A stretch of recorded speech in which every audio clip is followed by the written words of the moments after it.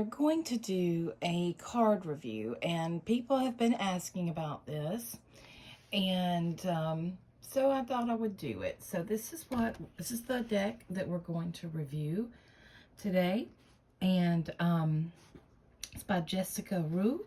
It's Woodland Wardens. It's a 52 card oracle deck and a guidebook. It's really good packaging.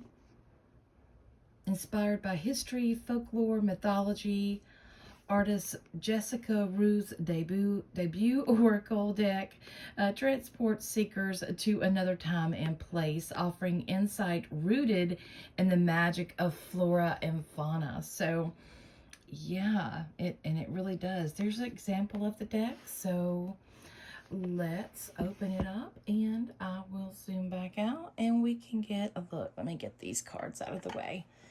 This is my reading table, so I work with this table a lot. So, alrighty. Oop, one fell out. So that's the back of the cards. How pretty. Okay. It's real thick in there, so there's not a lot of wiggle room for the cards, which, you know, that's entirely up to you. I like that. Because it doesn't go back and forth and damage your cards on the inside either. That's really pretty. It says Jessica Roux is a Nashville-based freelance illustrator and author of, what is that? Floriography. It says an illustrated guide to the Victorian language of flowers. She loves exploring her own backyard and being surrounded by an abundance of nature using subdued colors and rhythmic shapes. She renders flora, fauna, and much more in a richly detailed old world style. A seasoned reader of tarot, she loves to include hidden symbolism inspired by the Rider-Waite-Smith deck in her illustrations. And I'm really glad about that, because that's one thing that people don't really understand when it comes to the Rider-Waite and Smith deck is there's a lot of different symbolism that are in those cards that really help one understand that occult kind of thinking. So anyway, I'm going to go on. And this is the card that when I did a reading yesterday, this was the card that that was chose. This is the dragonfly and pansy. It's balance. So isn't that beautiful? I mean, just look at that. I want to show you the book really quick. I do always like to read the books. I like to go through here and read what the author has to say. You know, what is it that they're feeling? You know, what do they get from this card? So you'll see, I'll move this back up a little bit. You'll see the numbers here, and you know, they're kind of easy to read, but I can see where some people would have some trouble reading those numbers. They're a little small, but you know, hey. So here's the card here, and it says, perching with a delicate grace, the dragonfly is a symbol of balance, nimble and attuned as a dancer. It moves effortlessly through the air, shifting direction with ease. Pansies are named for the French word penser, meaning thought, and were given by the Victorians as tokens of thoughtfulness. Together, the dragonfly and pansy indicate a harmony of thought and action. So it says, like a dragonfly hovering above water, you are healthy and confident. Your physical skill is matched by your mental and emotional strength. So if you want to know, I didn't read this when I was reading the cards, but if you want to know that, you can check out my show on fringetv.online on Wednesday nights at 8 p.m. and that's wherever you are.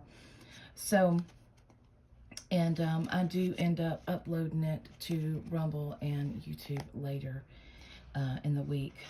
I just want to, you know, give it to the show first because fringetv.online is excellent TV show. So anyway, this is the card. I mean, this is the book, and you have all the difference in here. She does have, let's see here, I thought I saw this earlier, the introduction to this. I thought she had some readings in here, and I could be mistaken. Yep, I saw it. Suggested spreads. She has those, and there's different ones through here. I think this is, I like this book. I like that there's a lot of detail in here. The writing is good. It's clear. It's very plain. And, you know, it's a good little book. It's a little heavy book, so it's good to go.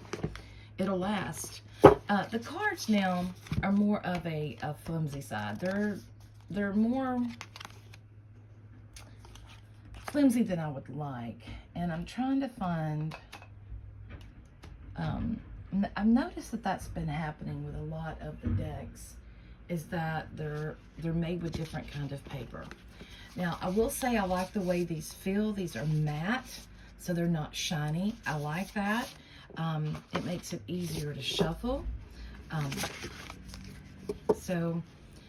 The only problem is that, you know, I like a little bit of a thicker card stock, but it does make them easy to shuffle that way. I usually shuffle that way because, you know, my hands are smaller, so I can't hold them like you would see how big that is. So I really can't hold them like a regular playing deck. I have to hold them upright to shuffle. And that can be a little awkward. Yeah. Ooh, we have one that fell out. Ooh. The Snail and Huckleberry. Trust in the Invisible. So, I mean, there we go. There's a card of the day. I'll do a reading on that later.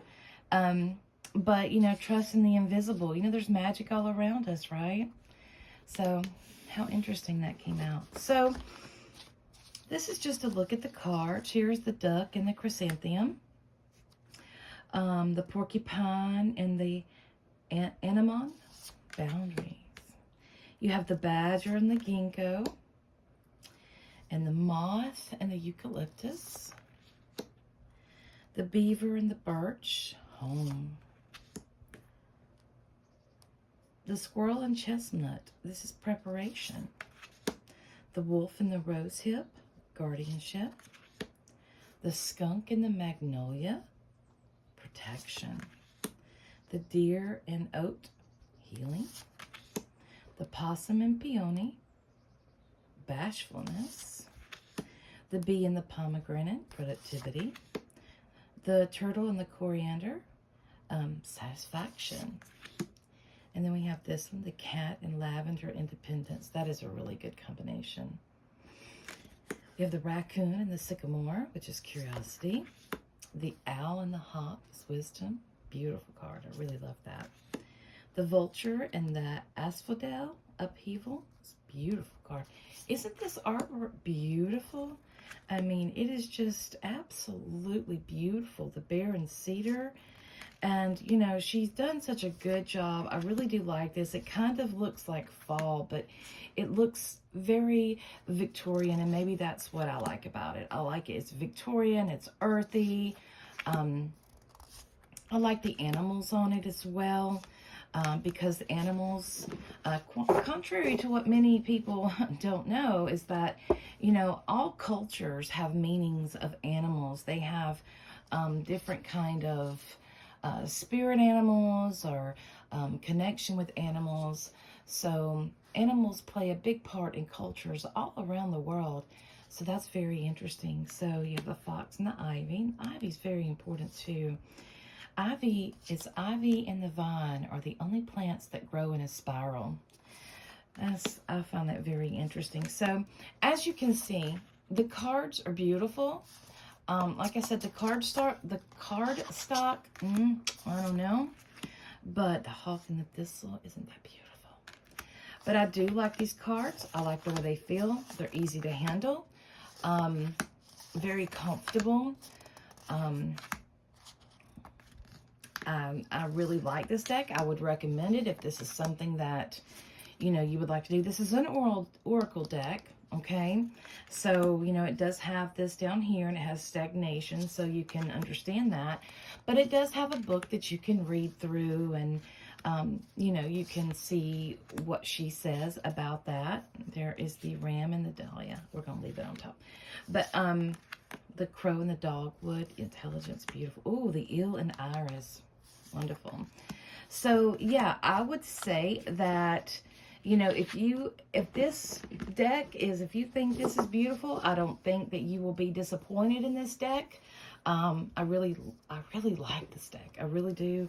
And I started reading from it. I did work with it a little bit before I started doing the readings for the show, and I did that Wednesday, the new show this coming up Wednesday. We'll have these cards on there. So anyway, I hope you enjoyed that. And this is the Woodland Wardens deck, and by Jessica Roux.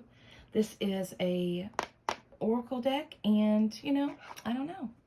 I think it can make you happy. All right. Have a wonderful day.